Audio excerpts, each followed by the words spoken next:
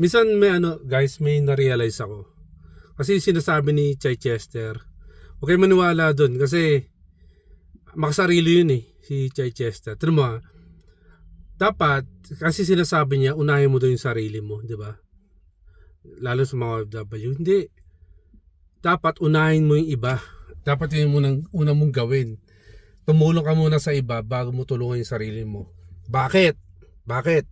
Kasi pag halimbawa nawalan ka dahil hindi mo sila tinulungan, pag ikaw naipit, wala kang maatrasan. Pero pag halimbawa inuna mo sila at nawalan ka, at least maiisip nila na, tinulungan ako nito babalikan ka nila. So may maatrasan ka.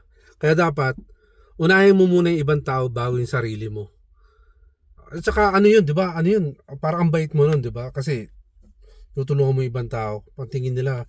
At hindi lang sila maaring tumulong sa iyo. Kahit hindi yung tumulong sa iyo, maaring tulungan ka rin kasi isipin nila ang bait ng tao na 'to Inuuna yung iba bago yung sarili.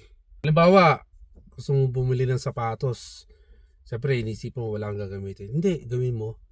Ay, bigay ko na lang to sa kaibigan ko kasi kawawa naman Parang ganun, 'di ba? Kasi iba yung awa, 'di ba, pag umahal sa. Kunyari, kakain ka. May susubong mo na lang. Gawin mo. Ay, naawa ko dun sa Ay, bigyan mo yung may dumadaan. Yan, ibigay mo yung pagkain mo. Pagkain mo, susubong mo na. Siyempre, kapwa yan. Kaya po, ganun. Ganun dapat, lagi tayo nagbibigay. Yung kahit isusubong mo na lang, ibigay mo na lang din. Kasi, may isip nila na matulungin tong tao na to. Ganun. Kahit mga dumadaan lang dyan, bigyan mo ng pagkain. Bumili ka sa McDo o kay Jollibee.